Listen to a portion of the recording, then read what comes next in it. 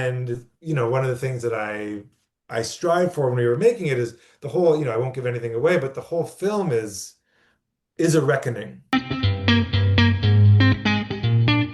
Excellent. I'm excited today because I'm speaking with Jesse Noah Klein, director of Best Boy. Jesse, thank you so much for the time. I really appreciate it. Pleasure. Honestly, first of all, are you okay? Uh, is everything all It's right? nothing that, 25 years of therapy wouldn't fix, I think. Honestly, I haven't a chance to speak with some of the cast and said the same thing. This film is fun. It is wild. It's hard to watch. It's all over the place in the best of ways, but where did Best Boy come from? Yeah. Um, the we screened the film in Montreal not too long ago for the Quebec premiere, and it's a very understandable first question. And so the moderator asked me the question, and at that screening, my parents happened to be there, and I was like, "Well, my parents are here. You should ask them." And I think the audience was like, "What? Like, is he serious?" And yeah, I wasn't serious.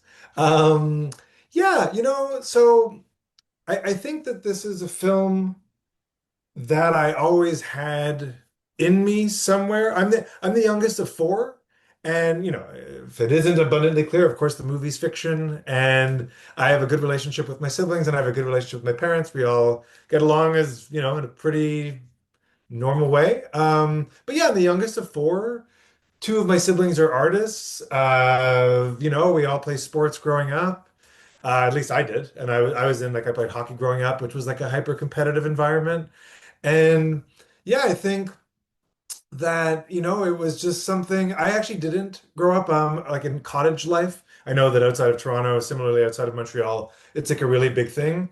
But I was familiar with it and went on occasion. And yeah, I think that, it's interesting. Like other films of mine, like each of them start in a different place, from a different place.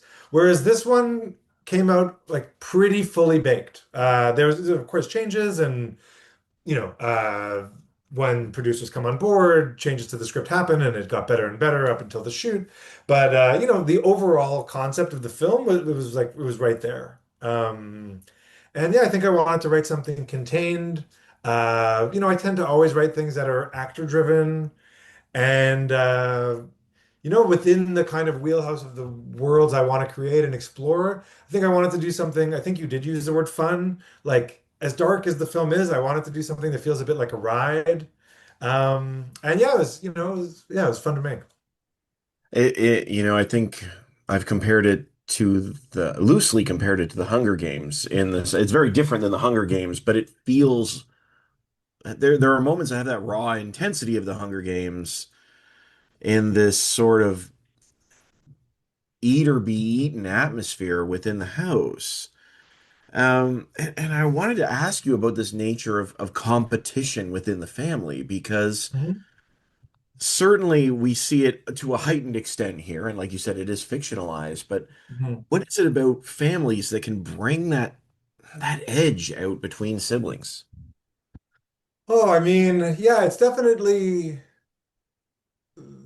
really is the starting place for all of my films. For my next one, it's not just about a family, it's about other larger issues beyond the scope of the immediate family. But yeah, I mean, coming from, a big family, so, with my parents, there's six of us in this house, and, like a kind of healthy version, or frankly, like normal version of competition that I would give as an example is if you don't try to talk at the dinner table, like no one's going to hear from you for 3 years because there's so many different competing narratives and people talking over each other and all these different personalities.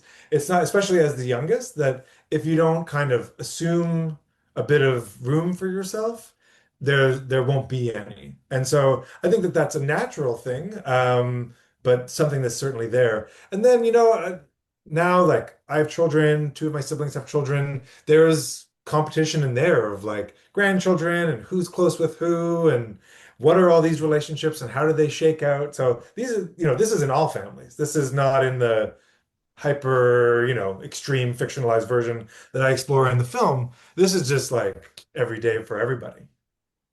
Well, I mean, as a parent, Now I think you said you had two Yeah. kids. Mhm. Um, and you grew up in a big family. So how has that relationship changed? And I don't mean necessarily with your siblings, but I mean, in this film we see that we see the burden of parenthood, we see the burden of fighting for parenthood. Mhm.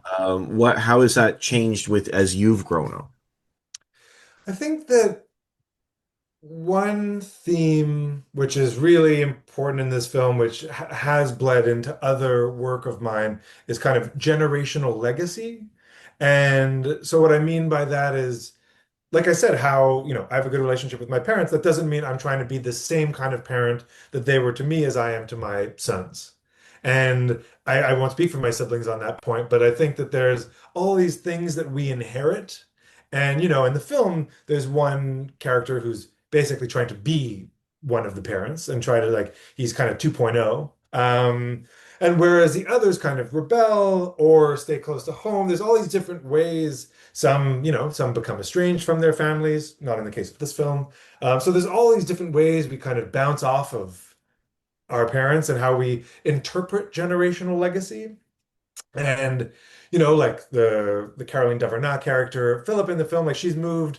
When I was choosing where she lives, I was like, what is the furthest point from Montreal in Canada? And it's basically Squamish, British Columbia. And I was like, okay, she lives in Squamish. I mean, of course, there's other places as well. But like that's why the character Philip is thinking like, how can I get as far away from these people as possible? And yet, this is what, this isn't a spoiler. Like, why does she come back? Why is she pulled?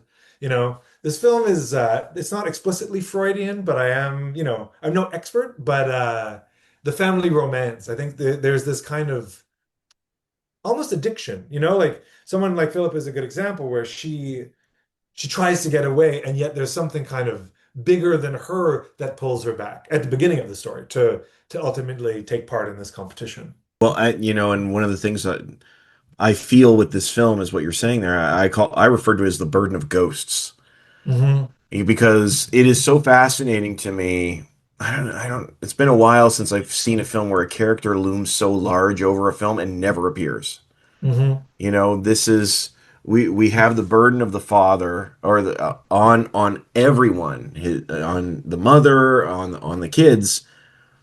He's long gone, Hmm. and yet they're still trying to wrestle with this relationship going on here.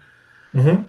And I wanted to ask you too, given that, I mean, this is certainly very specific to the father here, but the film is called Best Boy. You've got two sons and a daughter Hmm. competing for this term, the label of this term, and this idea of masculinity and that negative masculinity passed on Hmm. in a scenario like this. I was wondering if you could speak to that. Yeah, I mean, I think that we're nearing I think we're nearing the end of the term toxic masculinity. I don't think in 5, 10 years, I think the term's almost like worn out its welcome at this point. Yet within this family, that's absolutely, part of the fabric. Because the dad, not least with one person who is a girl, uh, that was the environment that he fostered, and that was the one that he encouraged in an attempt to kind of prepare, well, obviously in a pretty sick, masochistic way, but or a sadistic rather. Try to prepare his children, I suppose, in his mind for kind of the quote real world. Whereas, of course, ironically, doing the exact opposite and scarring them and traumatizing them and making them completely these shattered people at the beginning of the story. And, one of the things that I strive for when we were making it is the whole, I won't give anything away, but the whole film is a reckoning. It's a reckoning with, and it's almost again, to go back to Freud for a moment, like it's almost this long therapy session in an unbelievably traumatic fashion and a brutalized fashion, and yet it's kind of this gauntlet that they have to go through in order to, well, I won't reveal, where they end up. Well, okay, and certainly I want to ask this without giving spoilers, but there's a comment about whether or not, one character does say to the others, "I'm Hmm. trying to save all of you," and another responds saying, "We don't need saving." Hmm. Now, and I was wondering, in your mind, for these characters, like you said, they're building towards a reckoning, no spoilers. What does it take? What would it take for these characters to be saved, or do they need saving? Well, the film answers that question. So, Sure. I guess what I'll answer is, there's certainly one of the characters, played by Lawrence, who's played by Aaron Abrams, who's wonderful in the film. Like he's completely bought in. He is bought into the father's way of seeing the world, hook, line, and sinker. And so the question is can he be disabused of that? Can this be challenged? Or does this kind of hyper masculine, hyper competitive, brutalized way of seeing it, does it justify itself because it resulted in the purported success that Lawrence has and that I guess you could say the family has? Because there's a family business that the father ran, which the mother may or may not have really kind of been the leader, not and so there's kind of that family, the Seligmans is their name in the story. I think it was really important to also bind them financially because, one of them, Eli, it said in the story, he's 36, he still lives at home. So they're all really bound together. And Philip is the one who kind of rails against that. But as I said before, struggles with her role kind of away from the family. Yeah, I love the tension of relationships is what keeps, I think, makes this film really cook when it does. And I wanted to ask you about the setting. I talked a little bit about this with Aaron, but shooting in this environment, did that help build that tension? Because you use it so well in the film, but this cottage in the middle of nowhere. Mhm. Thanks. Yeah. I mean, again, what I said about toxic masculinity also applies to this. I'm a little bit tired when people say, like, such and such is a character in the movie. On the other hand, the house plays such a huge role. And, so we shot in the eastern townships of Quebec, which is about an hour from Montreal. And we saw a number of houses. We saw this one first, actually, and I believe it was owned by like a British general in the 1850s. And you can kind of see looking at it, it's this gigantic place. I believe it was 10 plus bedrooms. And then the inside is totally wooded. So it appears really big, and yet inside has this claustrophobic feel to it because it's so dark.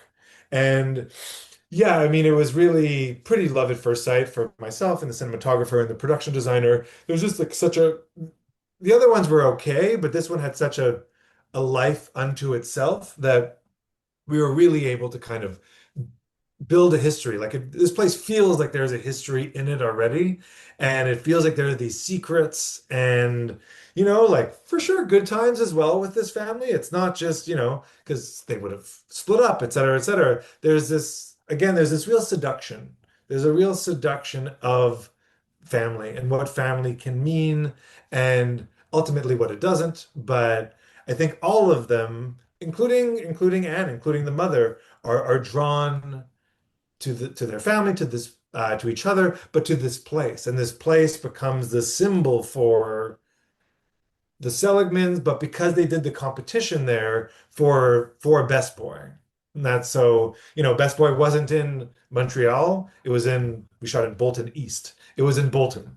Um, and it has that significance as they drive up to it and pretty much the entire film. It's not all one location because there's a forest, there's a lake, but all of that is kind of encapsulated in this one place.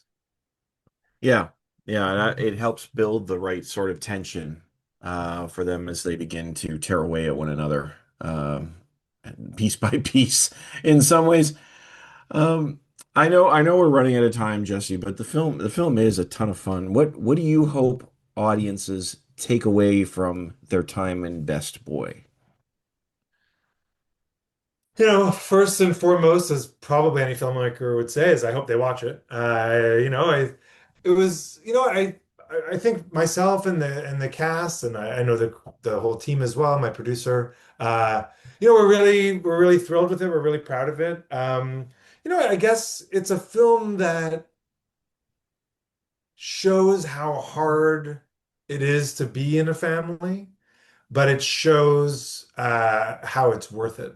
We didn't talk about influences, but for sure, kind of on the one side, I'll just bring up quickly, like there's the dog tooth of it all for sure, the Yorgos Lanthimos film.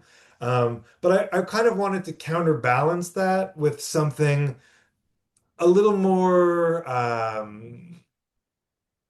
heartfelt, I guess, to kind of show like, and there's something didactic about Dogtooth, whereas I wanted to kind of have that element, but also something really heartfelt and show that in a family that there is a reason why we stick around. For all of the trauma and for all of the heartbreak, there's still everything else, which is wonderful and sustains us as people. I really appreciate that, honestly. Best Boy, of course, is in theaters on May 29th. Yeah, And I think it premieres in Toronto on the 27th. absolutely. But honestly, Jesse, thank you so much for the time. I really appreciate it. Pleasure. Thank you very much. Thank you. Thank you. Have a great day. Bye. Thanks. Bye bye.